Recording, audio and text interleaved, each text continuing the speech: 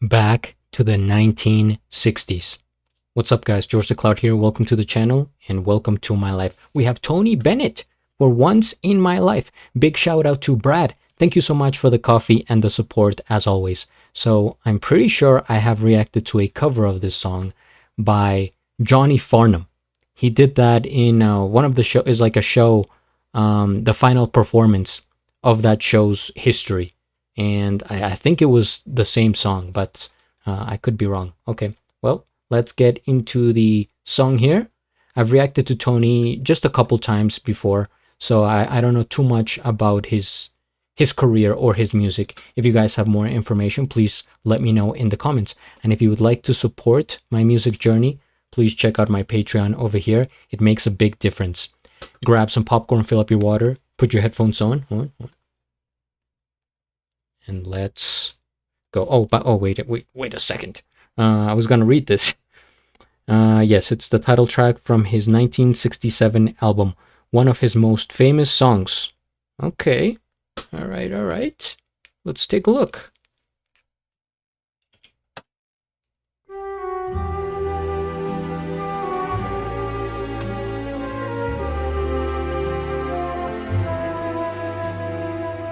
For once in my life I have someone who needs me, someone I've needed so long. For once unafraid I can go where life leads me, and somehow I know be strong. For once I can touch what my heart used to dream of long before I knew.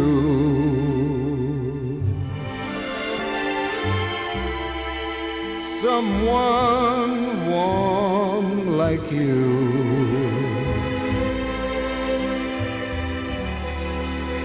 would make my dream come true. Come true, I knew it.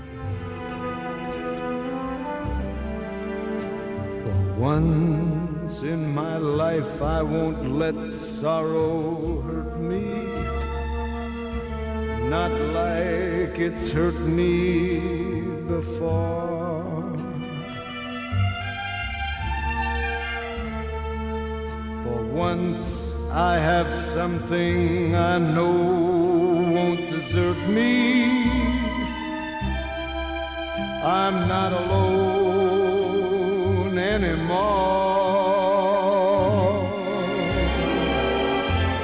For once I can say, this is mine, you can't take it. Long as I know can make it.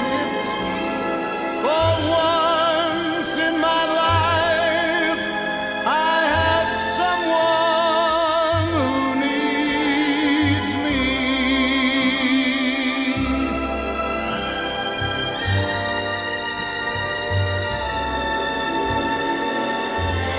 For once I can say, this is mine, you can't take it. As long as I know I have love, I can make it. For once in my life, I have someone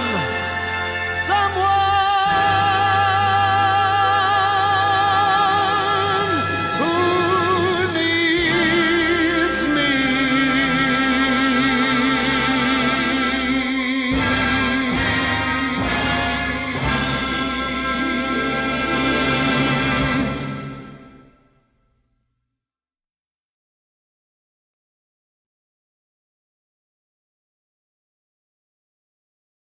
I wish I could go back.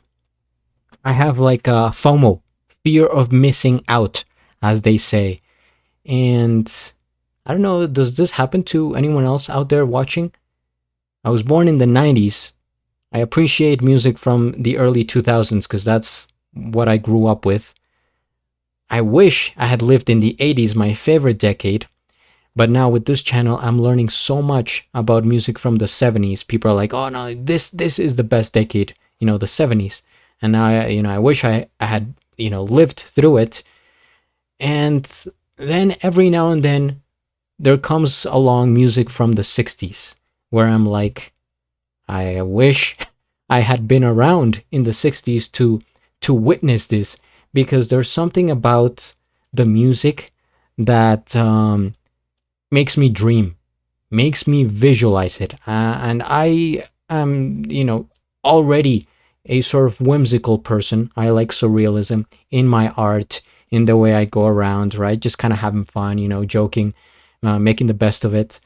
And so I hear a song like this one, and I'm like, man, this sounds like there is greatness to the simplicity in this type of music. But also I'm thinking about society back then, not just the song, right? But many things that go along with it, such as, how people used to be, the technology that existed back then, the way of life, etc. First things first, though, we hit the like. I am subscribed, and I'll have a link of the original video down in the description below. Maybe at some point I had heard some of his music, but I probably confused it with Frank Sinatra, right? Because I don't know that much from that time period, but the big name that always stands out, that kind of sounds like this, is Frank Sinatra. So maybe there's some sort of confusion there between the two. But Tony Bennett has like it's, I mean, how do I put it?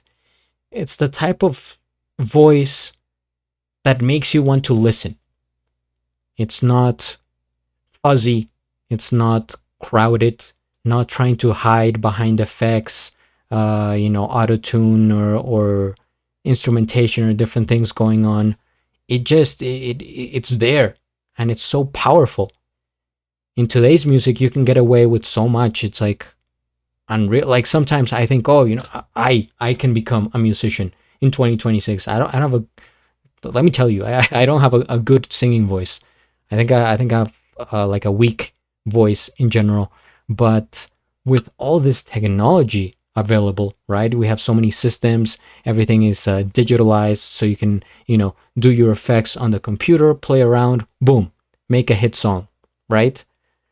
But back then, you actually had to have the voice, the talent, and the presentation. You hear it in his voice. You're just like, okay, man, this is a gentleman, right? Man, for once in my life, how did the lyrics go again? I have someone that needs me, and I need them. For once in my life, I feel loved, and it won't escape me. Something like that. I mean, it was so romantic, and it's so beautiful when you hear lyricism like this, where it was really genuine, right?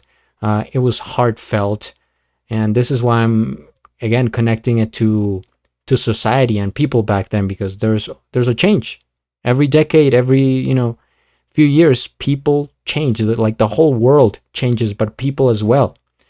And so I kind of wish I could go, and if I could time travel, guys. I mean, I'm sure everyone has that idea, but I would go back to like all these different decades and go to the concerts, go to the parties, to the events, and just socialize, just sort of mingle and see how it used to be.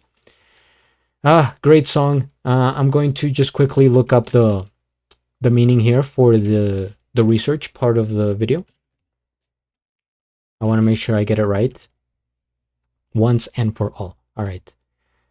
So it means experiencing something for the. Oh wait, this is. I should probably add Tony Bennett on here.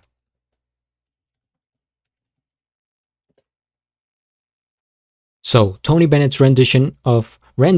So it goes further back even. of For Once in My Life is an uplifting celebration of finding true love and security after a long period of loneliness. It emphasizes empowerment, confidence, and the joy of having someone who finally needs and cherishes the singer, marking a transformation from past emotional pain to newfound stability. Okay, so see, right now for my life, I'm still in past emotional pain.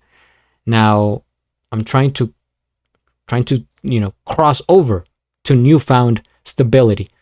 Is that going to happen? Who is to say, guys?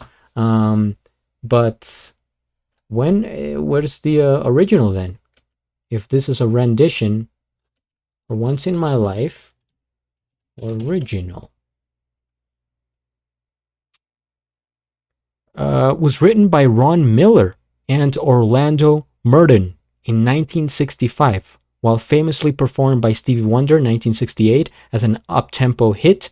It was originally conceived as a slow ballad, first recorded by Connie Haynes in 1965. I think I have heard that name before, Connie Haynes, with the first released version by Jean Duchon in 1966. Huh. And then Tony Bennett is somewhere in between in 1967. Okay, a long history. A lot of these songs, they just kind of, you think somebody, it's like their song. No, wait a minute. There are so many layers and generations to it. All right. Well, guys, if you have more suggestions, I will be here sitting down. So please comment, subscribe, and at the end, do a flip. Till the next.